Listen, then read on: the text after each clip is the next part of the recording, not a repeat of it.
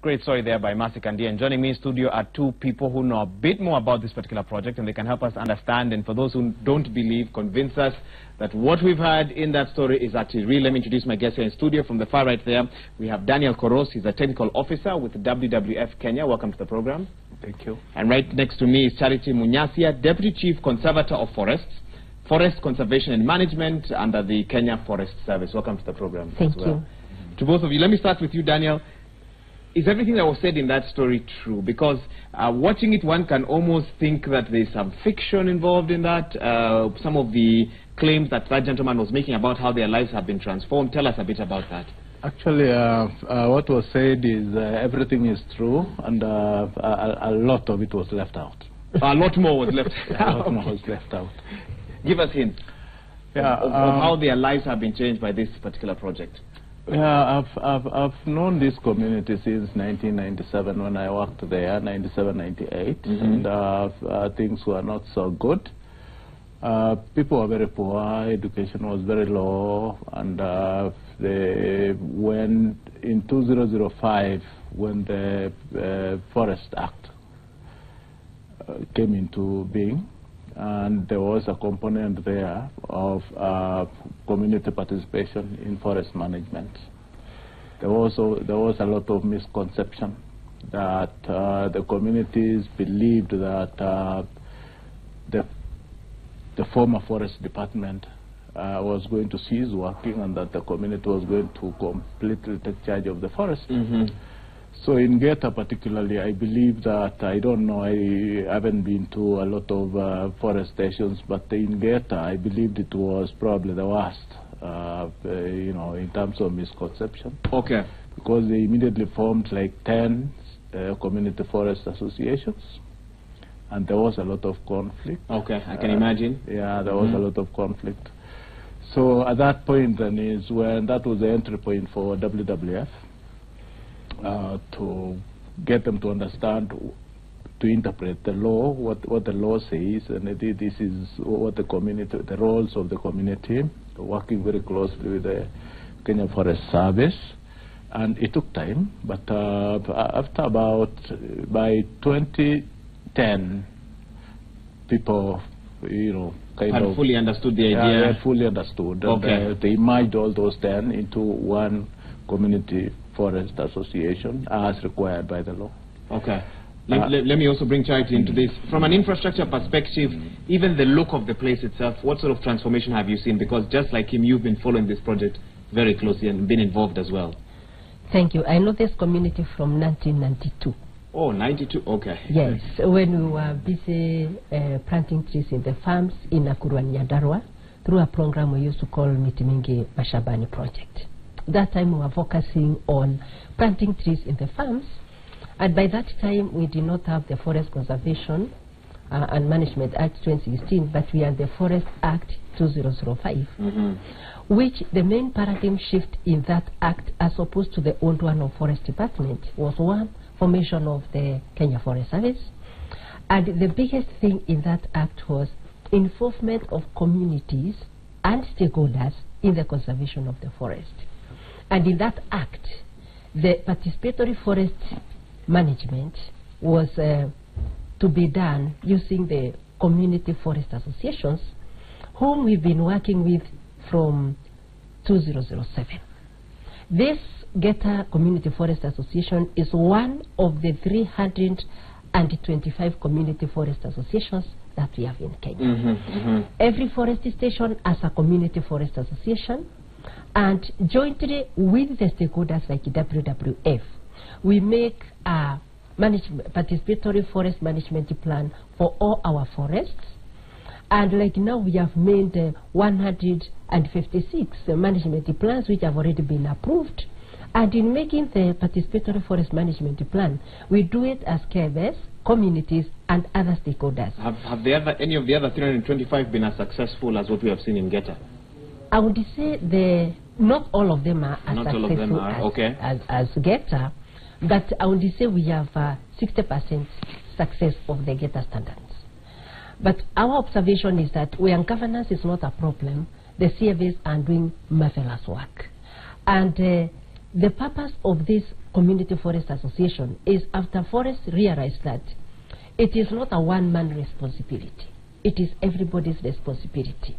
And the communities living next to the forest, they are the best protectors because they live there with the community. A forest officer will come today and go tomorrow. But the community live there and they understand everything in the community. And as you have seen in the documentary, they know even the people who are going to destroy the forest. And that is where this law was revised. Because those are members of that particular community. Yes. That is why the law was revised to ensure that these people who live next to the forest, they are co-managers of this resource with the Kenya Forest Service and other stakeholders. WWF has supported Kenya, has been with us in making the participatory forest management plans of most of our PFMPs in most areas where they are operating. They are key stakeholders in this. And other stakeholders, not WWF alone. There are a lot of other people getting involved in this.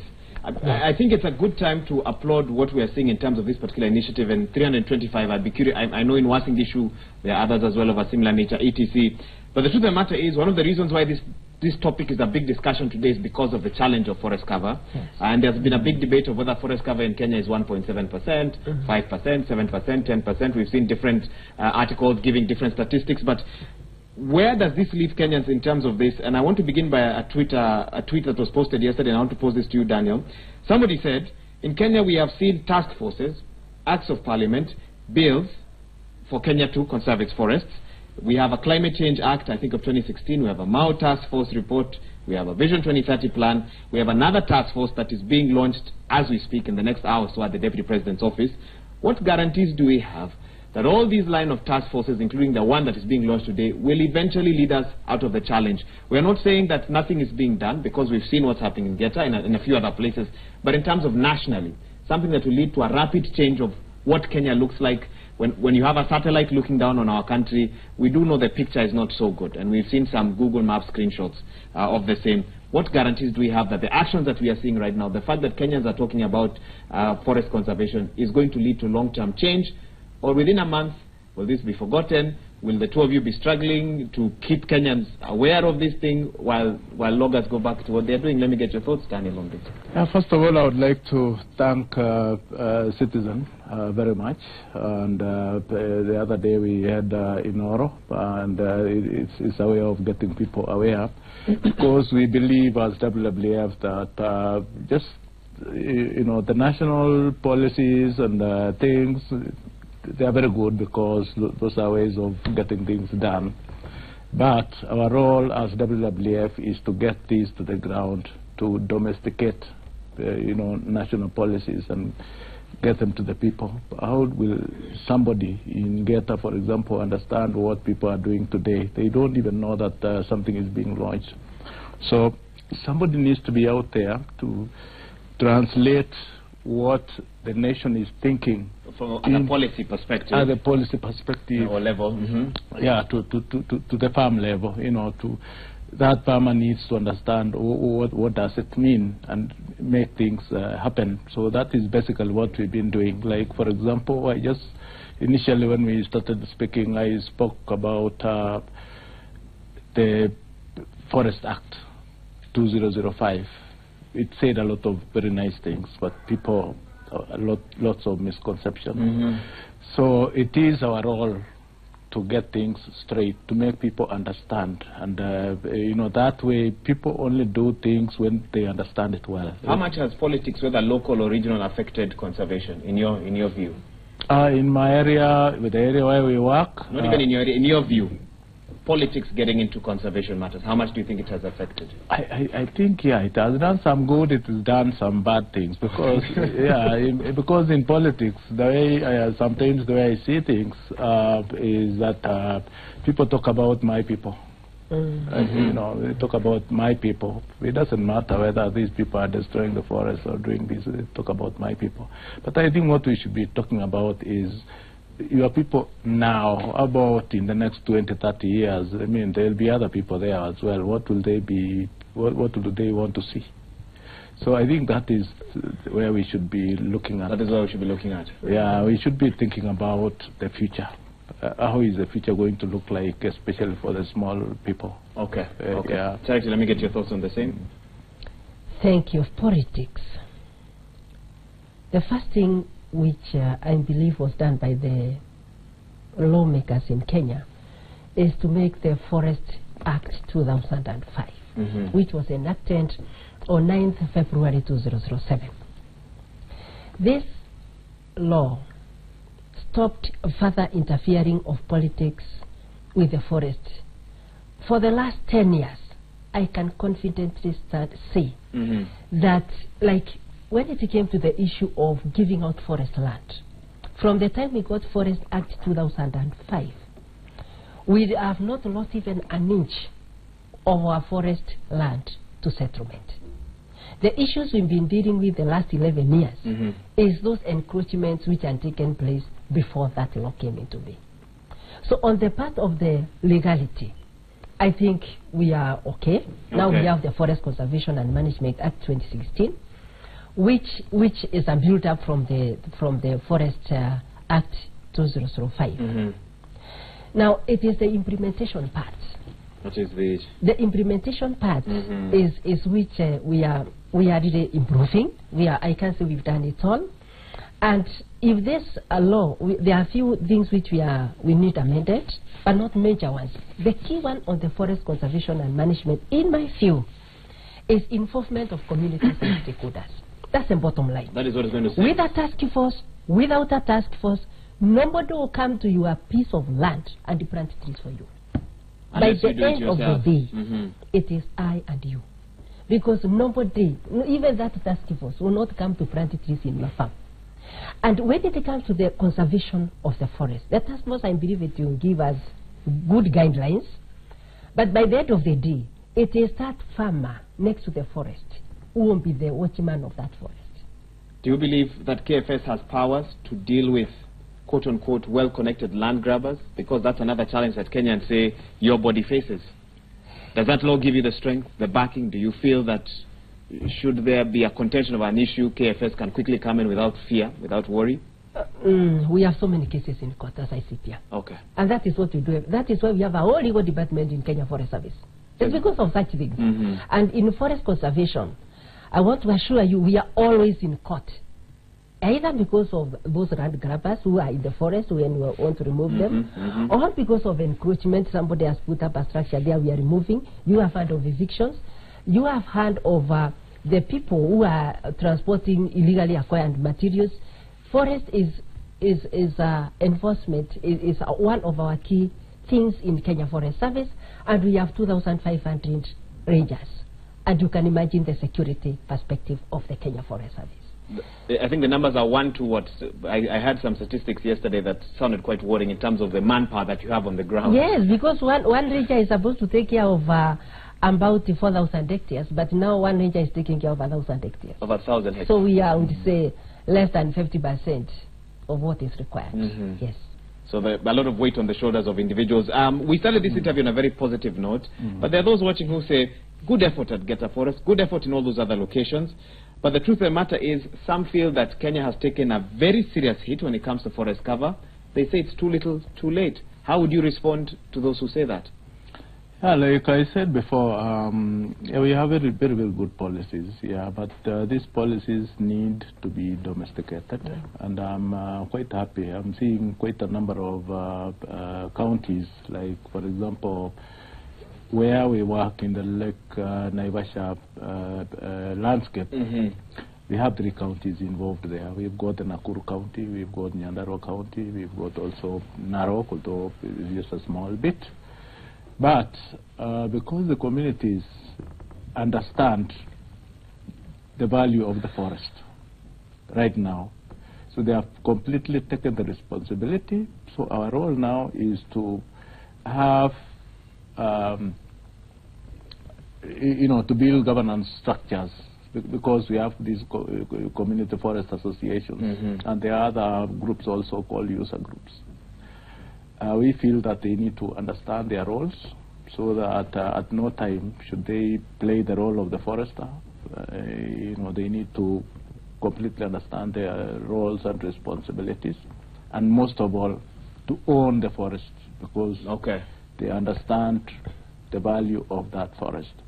In Geta, I'll give you that example. Although we have two other forest stations that we are working with, they are so passionate about the forest because they understand the value. I think I'll give an example of PELIS, Plantation Establishment for Livelihood Improvement Scheme. That is something that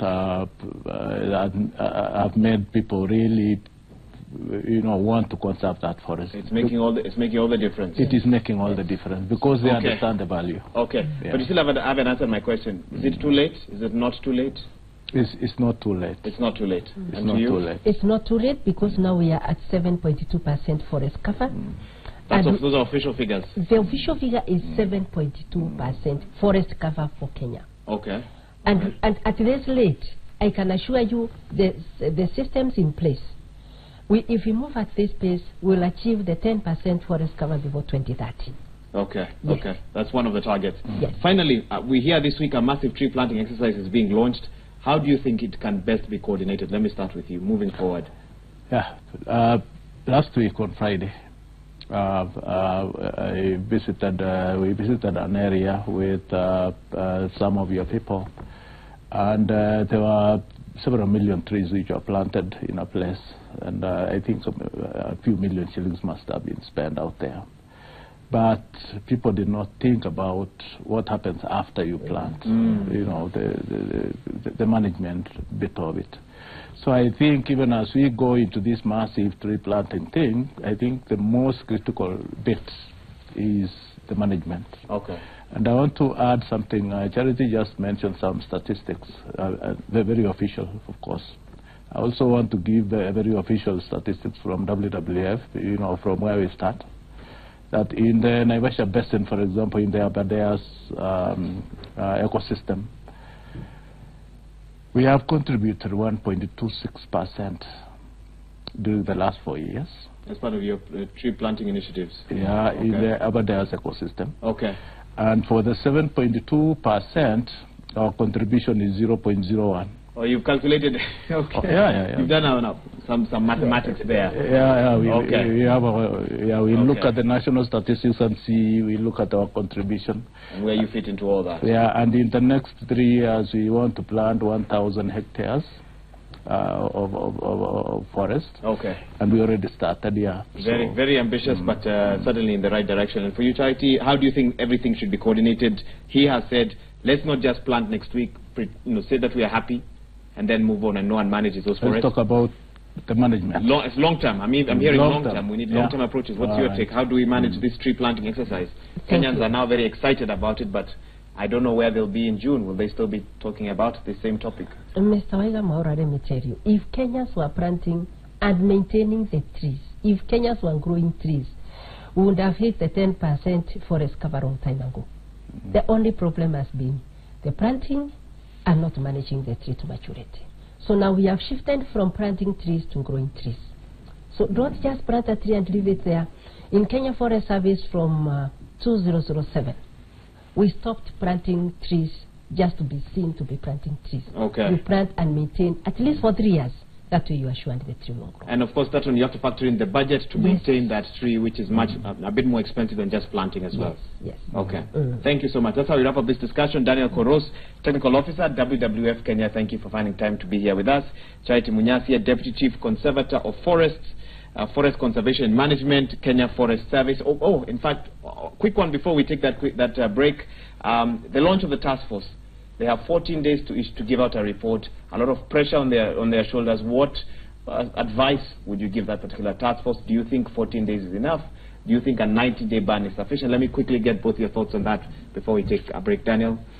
Yeah, 14 days is not enough because to release a comprehensive report. We are talking about, this is a national issue. Yes. And there are a lot of stakeholders involved here. So if there is going to be a report to be launched in 14 days, it looks like a lot of stakeholders are going to be left out. So I think they need to be given more time to consult with people so people speak their minds. They contribute to that report. Then people will own that report. Okay, as a nation. And for you, Charity? Yeah, 15 days is a very short time. Forest is a long-term issue, and as we have said here, it involves very many stakeholders. Okay. Yeah. That's how we wrap up this discussion. Thank you so much for finding time to be here with us. We take a quick break now. We have a lot more news for you and updates. On the other side of this break, you're watching Citizen Extra. Stay with us.